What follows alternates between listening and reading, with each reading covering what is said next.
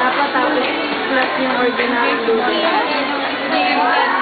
Tuwan-tuwa sila ate sa doodle eh.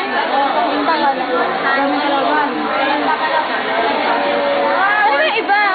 Wala nakikita.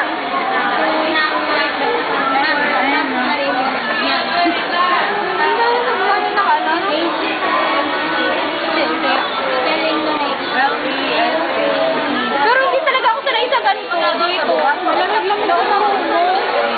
Sanay ako sa pintutan ganito. Sanay dito. Ano ka-score mo? 35.